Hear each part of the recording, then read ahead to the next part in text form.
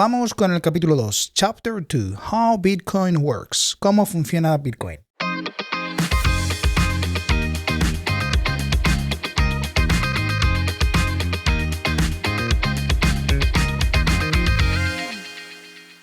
Bueno, en este capítulo tenemos como una segunda introducción de cómo las transacciones, los bloques, el minado y la blockchain funcionan. En este capítulo 2 lo que va a hacer Andreas es utilizar un ejemplo de cómo Alice le va a dar a Bob un dinero, le va a hacer una transacción en Bitcoin por el pago de un café.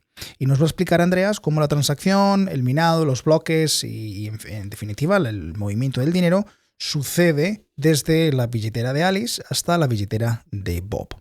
Entonces el capítulo empieza contándonos que Bitcoin realmente es un sistema de confianza descentralizado, donde en vez de utilizar la confianza en un sistema central, en una autoridad central, en Bitcoin la confianza se alcanza como una propiedad emergente de la interacción entre los diferentes participantes de la red Bitcoin. Y esto es una idea también fundamental, no nos puede pasar desapercibido.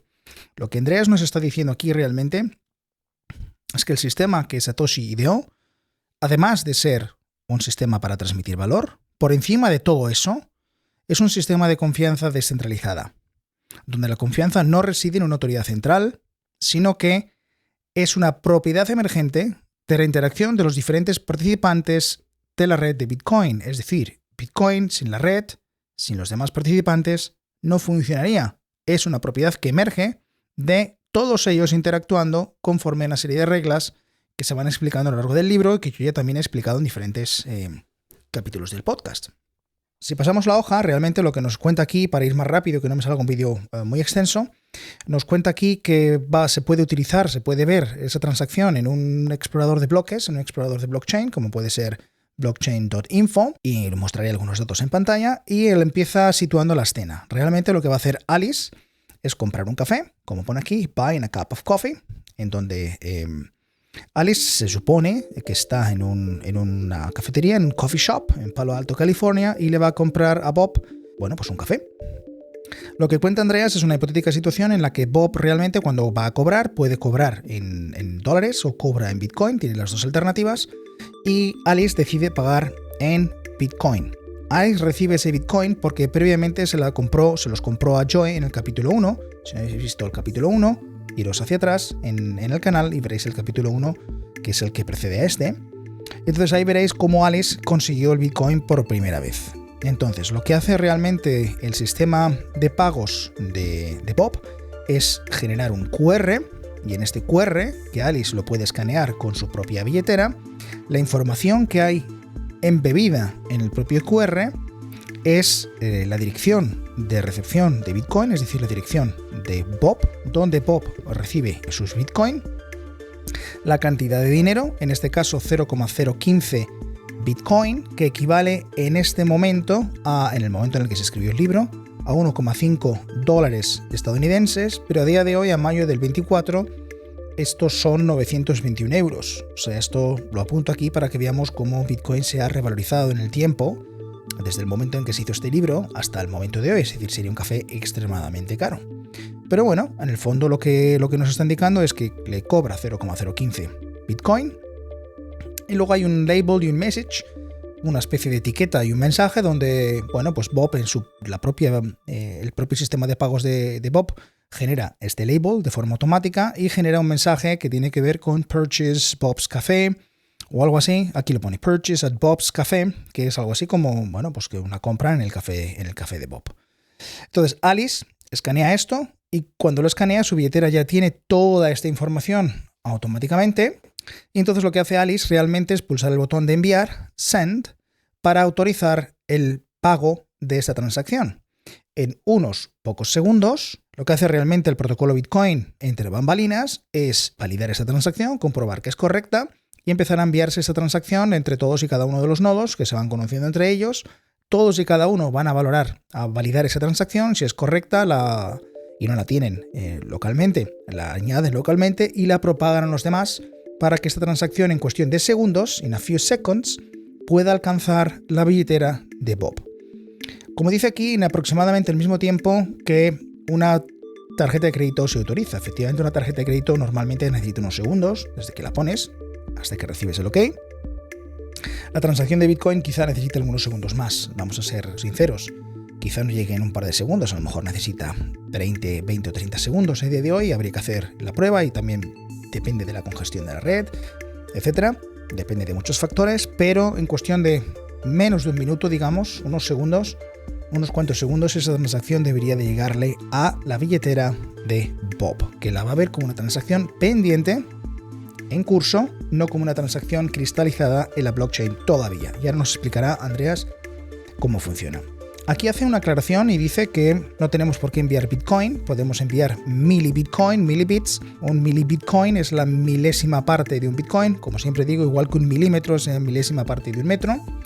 Y la granularidad más pequeña a la que podemos llegar es una 100 millonésima parte de Bitcoin, como vemos aquí, 1 partido de 100 millones. Y el máximo número de Bitcoin que podemos llegar a tener, que se va a la masa monetaria que se va a llegar a tener en algún momento dado, serán 21 millones. Esto se hace a través de los rewards, a través de lo que son las recompensas que reciben los mineros. Esta transacción es una transacción real que se puede ver en la blockchain. Podemos clicar aquí, y de hecho ahora lo vamos a ver en pantalla, para que veamos el valor de esa transacción, cuándo se hizo, etc. El capítulo avanza con las transacciones de Bitcoin y te explica que las transacciones realmente, una transacción no es más ni menos que un encadenamiento de lo que son inputs y outputs, que bueno, yo creo que todo el mundo a estas alturas sabe que input significa entrada y output significa salida. En una transacción tenemos un input, tenemos un output y tenemos un fee. El fee, o lo que es la comisión que te cobra o que tú tienes que poner encima de la mesa para que esa transacción acabe en un bloque, no está especificada en ningún lado. Esta transacción se calcula como la diferencia entre el input y el output. Aquí en este ejemplo se ve bastante bien. Tenemos los inputs y tenemos los outputs. Si sumamos todos los inputs, estos inputs llegan a 0,55 BTC, y todos los outputs suman 0,10, 0,20 y 0,20, suman 0,50.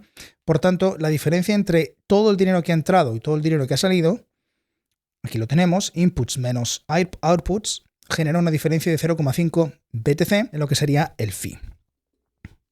Si hago un pequeño esquemita aquí, muy sencillito, para que se entienda bien, esto se puede especificar muy claramente como que el input es igual al output más un fee.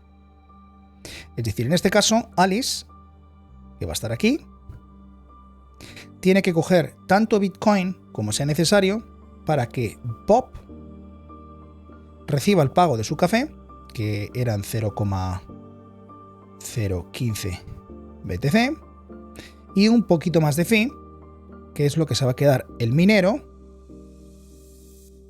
por mirar esta transacción. Por tanto, Alice tiene que poner lo suficiente para poder pagar a Bob y un poquito más, que es el fee o la comisión del minero. Aquí lo que nos indica Andreas en la página 19, en esta parte, es que en realidad el propietario, el que firma la transacción, el que emite la transacción, lo que hace realmente es emitir una firma digital donde va a utilizar su clave privada para hacer esa firma digital, clave privada que solo debe de conocer Alice, salvo que Alice le haya dado esa clave a cualquier otra persona. Entonces solo Alice conoce esa clave privada en teoría, firma esa transacción donde pone qué valor transmite y a qué dirección la transmite, la firma con su clave privada, y entonces esa transacción, que es la que se propaga por toda la red, puede ser independientemente validada por cualquiera. Cada uno de los agentes que intervienen en esta red, cada uno de los validadores y de los mineros que intervienen en la red, de forma independiente, sin hablar con ningún otro, coge la información y la puede validar. Y siguiendo las reglas de consenso, si esa transacción es correcta, si esa firma digital es correcta, la va a añadir localmente a su blockchain, y si no es correcta, la va a descartar. Y todos y cada uno de los nodos, de forma independiente, sin hablar unos con otros, van a hacer la misma operación. Por tanto, todos y cada uno van a tener una copia idéntica de la blockchain sin que se hayan tenido que poner de acuerdo sobre cuál es la copia auténtica de blockchain. Ese realmente es el breakthrough que Bitcoin ha puesto sobre la mesa. En la parte de encadenamiento de transacciones, lo que dice Andreas es que las transacciones en realidad forman una cadena donde los inputs de las transacciones anteriores o las últimas transacciones van a corresponder a outputs de transacciones posteriores. Lo que nos está diciendo realmente es bastante lógico en la vida real. Cuando a ti te dan un dinero, tú, si este eres, vamos a suponer que este soy yo recibo un input ese dinero está en mi bolsillo y cuando yo este dinero se lo voy a pasar a otra persona, tú que me estás escuchando, entonces este va a ser tu input para ti y para mí va a ser un output. Es decir, este input que yo recibí se convierte en un output que tú vas a recibir como un input y que cuando tú se lo vayas a pagar a un tercero, a alguien a quien a ti te apetezca, tú lo vas a utilizar como un output y para esta persona va a ser un input. Y aquí se produce un encadenamiento de inputs y outputs o de transacciones donde el dinero que tú recibiste como una transacción de entrada lo vas a utilizar parcialmente o totalmente en una transacción de salida y se van produciendo un encadenamiento de transacciones.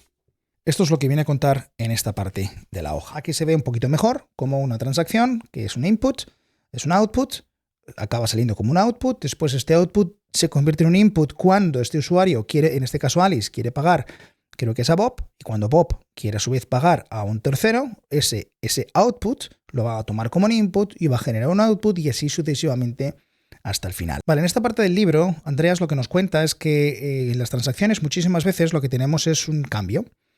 Es decir, nosotros tenemos que pagar una cantidad de dinero, esa cantidad de dinero la tenemos que coger de los inputs que nosotros hemos recibido, inputs que no están gastados, y normalmente no vamos a encontrar un input que sea del mismo valor que queremos transmitir. Por ejemplo, si nos han transferido un Bitcoin y queremos pagar un café, en este caso eran 0,015 Bitcoin, yo no puedo transferir ese Bitcoin entero. Tengo que, si es la única pieza que tengo, si es el único input que tengo, lo que tiene que hacer el protocolo Bitcoin es utilizar parte de esa cantidad para el pago y parte de esa cantidad retorna en forma de cambio. Eso es el making change, es el cambio.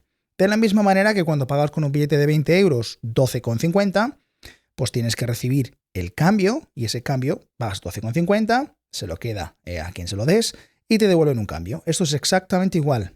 Y ese cambio va a lo que se llama el change address o la dirección de cambio.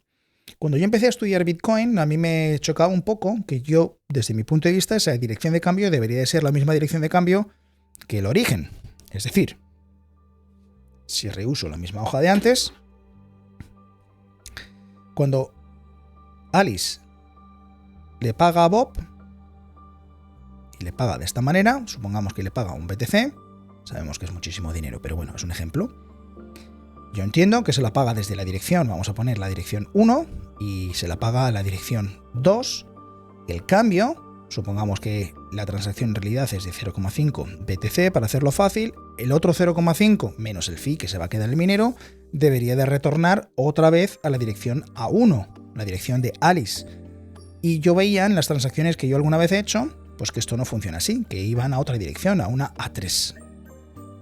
Y yo decía, ¿esto cómo puede ser? ¿Este dinero a quién va? ¿Va a otra persona? Bueno, pues va de nuevo a Alice. ¿Por qué? Porque la de Alice lo que hace es que el cambio que va a generar no se lo asigna a la dirección original, sino que se le asigna a otra dirección también propiedad de Alice. La billetera genera una sucesión de direcciones a las que Alice tiene acceso, a todas ellas, y digamos que de cara a una persona que no entienda muy bien Bitcoin, pues se puede ver confundido y no saber si A3 pertenece a 1 o no pertenece a 1. Es como si el dinero va de A1 a A2 y de A2 va a A3, entonces parece como que forman dos transacciones completamente independientes y separadas. Bueno, sigamos con la forma de que tienen las transacciones comunes en Bitcoin.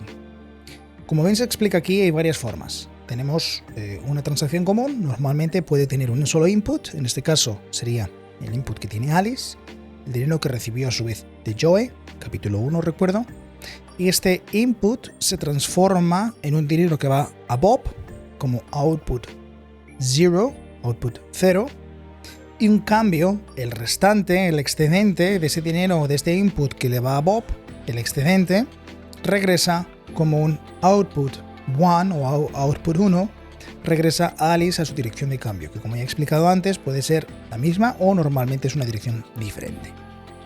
Esto es un tipo de transacción muy típica de Bitcoin. A veces ocurre que el dinero que vamos a enviar no está en un solo input, sino que lo hemos recibido de varias maneras. Por tanto, nuestra billetera, la billetera de quien emite el dinero, en este caso la billetera de Alice, tiene que buscar varios inputs, tiene que agruparlos de la manera que la billetera considere correcta para que entre todos ellos sumen lo suficiente para generar el output correspondiente. Aún así podría haber un change de vuelta si la suma excede la cantidad de output, pero en este caso, por ejemplo, de lo que se trata es de agregar múltiples inputs en un solo output. Esto en el mundo real es muy sencillo. Esto es equivalente a tener un billete de 5, un billete de 10, un billete de 20, un billete de 50, y vas y dices, ¿me lo cambias por un billete de 100? Bueno, no sé si lo que he dicho suma 100 o no suma 100, pero bueno, es igual. Es agrupar pequeñas cantidades que tienen sueltas en una sola cantidad más grande, y ahora vas a utilizar esta cantidad, que también puede ser para ti, es decir, la estás cambiando para ti mismo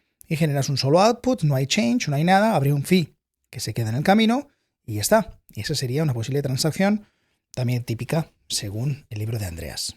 Una tercera transacción sería al revés, justo lo contrario. Tienes un solo input, un input grande, y lo vas a distribuir en outputs más pequeños.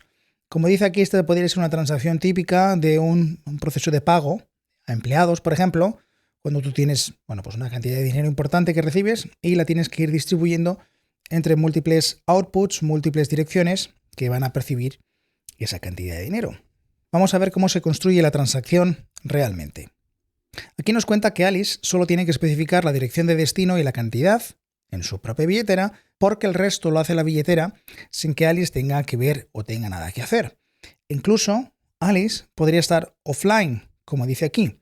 Es decir, Alice podría estar en un sitio sin cobertura o podría no tener wifi, y la transacción se firma, la transacción se completa, pero la transacción no se envía hasta que Alice no esté online. Cuando Alice esté online y la billetera esté online, la billetera transferirá esa cantidad cuando corresponda al resto de nodos de la red, y todos los nodos de la red le irán propagando sucesivamente. Por tanto, ni siquiera es necesario Alice o su billetera estén online. Sin embargo, la billetera de Alice, como hemos visto, aquí tiene que tomar a veces unas decisiones. Por ejemplo, aquí hay múltiples inputs que van a consolidarse en un solo output.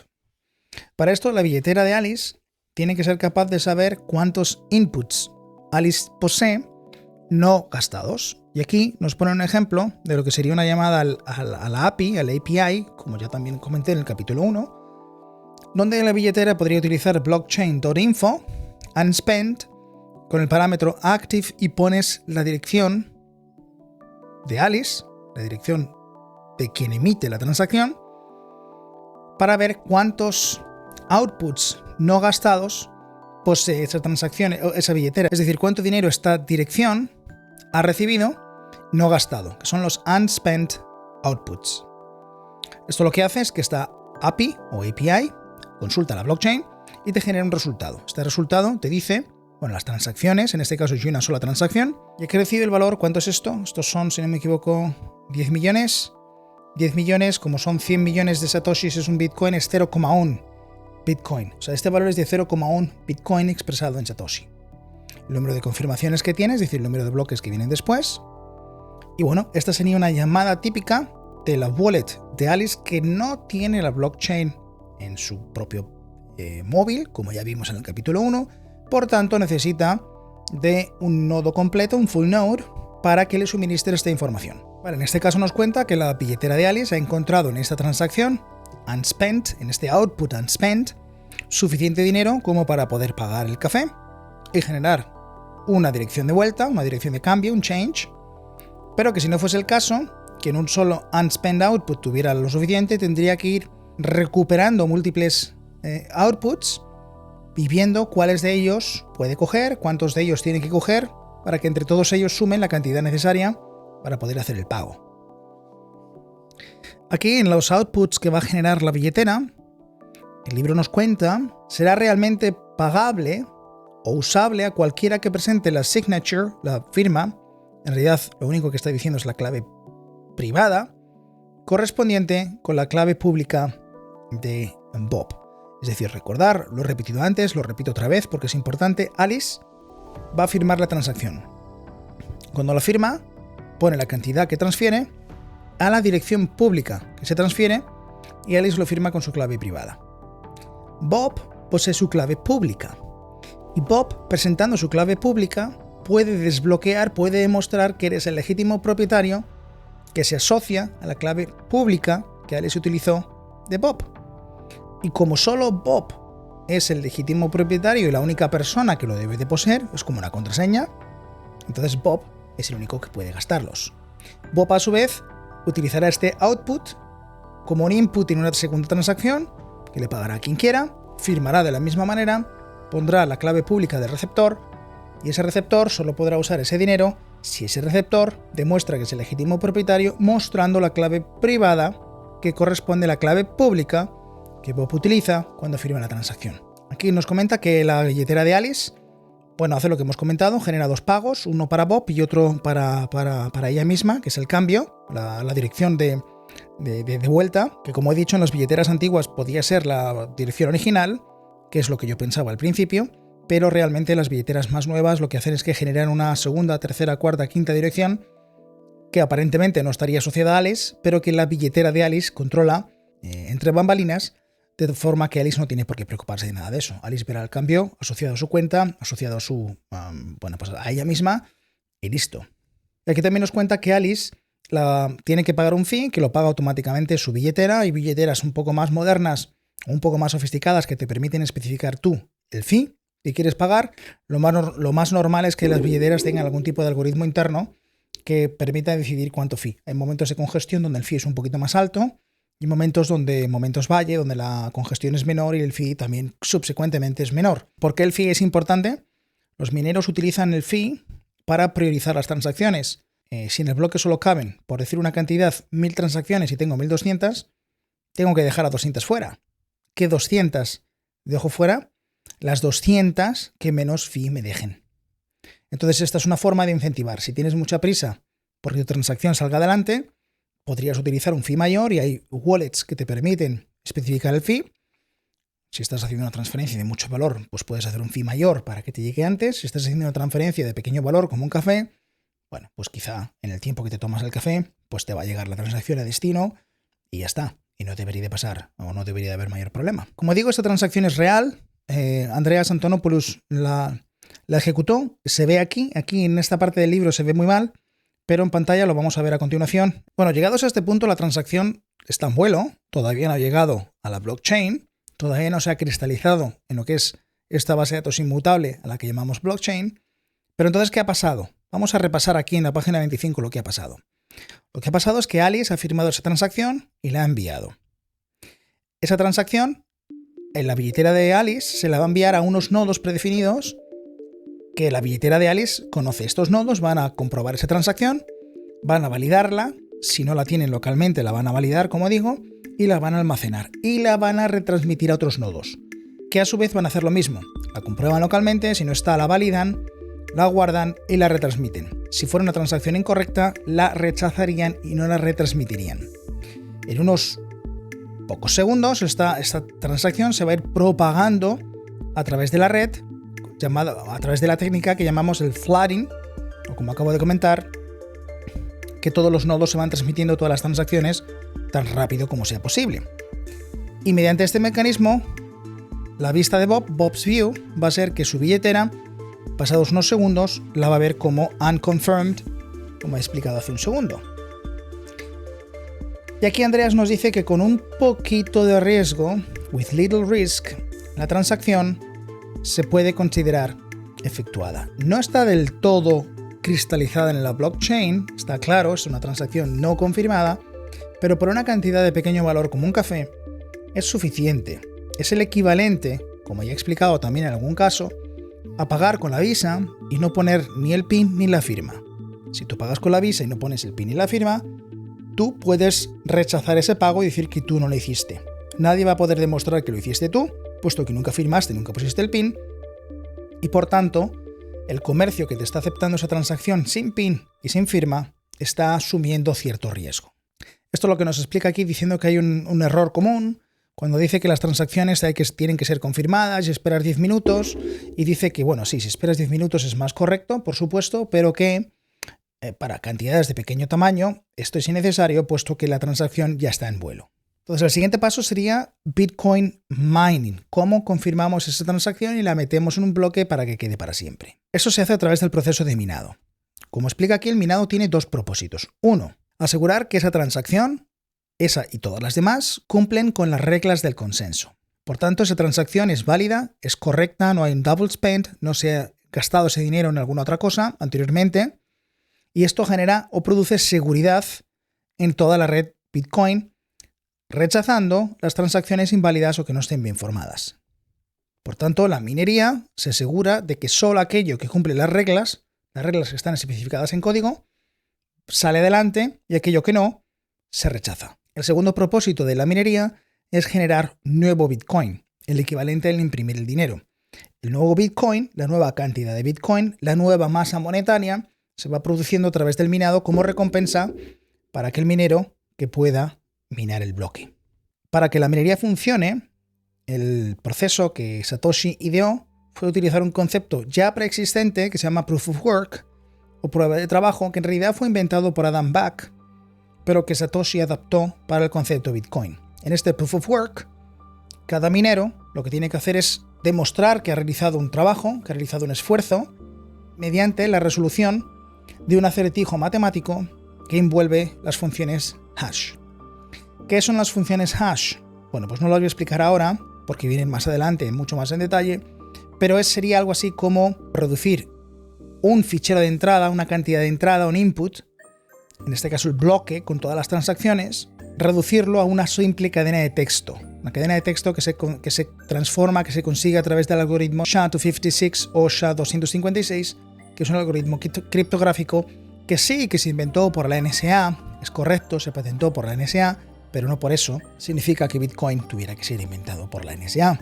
Entonces a ese bloque que se trata de minar con todas sus transacciones, su cabecera de bloque, etc., se le añade un número aleatorio que se llama nonce. Ese número aleatorio, cuando digo un número es un número, realmente un número, un 5, un 7, un 12, un 24, se empaqueta, se calcula la función hash, y si esa función hash con el algoritmo SHA-256 tiene un número de ceros al principio determinado, 4, 5, 10, 12 ceros al principio de ese hash resultante, si tiene ese número de ceros determinado, entonces ese bloque se gana el derecho de ser añadido a la blockchain. ¿Cuál es el problema? Para conseguir un resultado hash con el número de ceros al principio que se determina, que se necesita, hay que ir haciendo hash a ese bloque con ese número aleatorio que llamamos nonce muchas veces. Probamos con un número, comprobamos el resultado, no cumple el criterio establecido, probamos con otro número, probamos con otro número, probamos con otro número, y así probamos con multitud de números hasta que uno de los muchos mineros que existen en el mundo consiguen encontrar el número que asociado a ese bloque y con esta función hash genera el resultado que cumple las características o las propiedades que se piden, que es un número X de ceros al principio. Eso es lo que se llama el Proof of Work, y eso es lo que consume tanta energía, porque este proceso de hacer un hash, comprobar el resultado, buscar otro nombre, volver a hacer un hash, consume CPU, consume ciclos de CPU, consume pura energía, hace que la CPU esté funcionando a pleno rendimiento, y la CPU lo único que consume realmente es energía, no consume espacio. Bueno, durante el proceso de Proof of Work, realmente las transacciones siguen enviándose. ¿Qué hacen los nodos mineros? Los nodos mineros van recibiendo constantemente esas transacciones. Después de que las validan y las verifican y las reenvían, las guardan en un pool interno, que se llama el mempool, de transacciones unverified o uncommitted, las van incluyendo en el bloque si tienen espacio y siguen intentando buscar cuál es el nonce, cuál es el número aleatorio que les funciona o que les da como hash la característica que necesitan. Y eso lo hacen todos y cada uno de los nodos. Las transacciones se van metiendo en el bloque por orden de fee, como ya he dicho antes, a mayor fee, mayor oportunidad, mayor chance de que esa transacción es incluida, y viceversa, menor fee, más probabilidad hay de que los mineros, si los usuarios están compitiendo por espacio en el bloque, pues que se te quede fuera del bloque y que haya que esperar un momento de menos actividad para que se pueda añadir el bloque. Si te ganas el derecho a añadir ese bloque a la blockchain, porque has sido el primer minero en encontrar cuál es el nonce asociado que genera el hash que necesitas, entonces te ganas el reward, te ganas la recompensa, que es básicamente, en este momento en que se escribió este libro, los 12,5 Bitcoin, te los añades a ti mismo en el bloque, porque la primera transacción del bloque, que se llama transacción Coinbase, es una transacción donde tú a ti mismo te añades los 12,5 como recompensa. Ese dinero que se genera por la red, todos los mineros entienden que ese dinero ahora ha emergido y es tuyo, pues entonces añades ese dinero a tu dirección personal y continúas haciendo el trabajo. Esto sería el ejemplo de un solo miner, de un minero que actúa solo. En la actualidad, como pone aquí con el ejemplo de Ying, la gran mayoría de los nodos participan de un mining pool, que es una agrupación de mineros donde todos añaden capacidad de cómputo y en función de la cantidad de cómputo que añaden también se reparten de forma proporcional cuáles son las recompensas. Cuando el minero añade el bloque, entonces automáticamente vamos a ver que el bloque, la transacción de Alice, ya ha sido confirmado, que tiene una confirmación de esa transacción, como vamos a ver aquí a continuación. En este caso sería el bloque 277.316, el siguiente bloque vendría arriba, el 317, el siguiente bloque vendría arriba, que sería el 318, en este caso habría una confirmación, 2 confirmaciones, 3 confirmaciones. Como cuenta por aquí Andreas, cuanto mayor sea el número de confirmaciones, más segura es la transacción porque más difícil sería revocarla. Más complicado va a ser que llegue otro nodo y que añada, esto es un poco complicado, que añada un bloque que no está en la cabecera, sino que dependería de aquí, vendría de este bloque de por aquí, entonces empieza a añadir bloques y de alguna manera deje tu transacción fuera.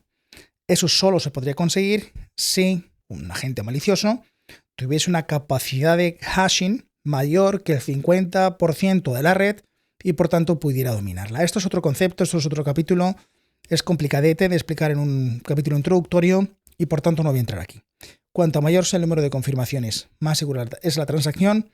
Para un valor pequeño, una confirmación 2 es suficiente, para un valor intermedio, quizá 3 sean correctas, para un valor más grande hay un estándar que dice que una hora, o sea 6 confirmaciones, porque cada confirmación viene de media, cada 10 minutos es lo más correcto. Pero como digo, eso es un estándar y no hay nada escrito por ningún lado.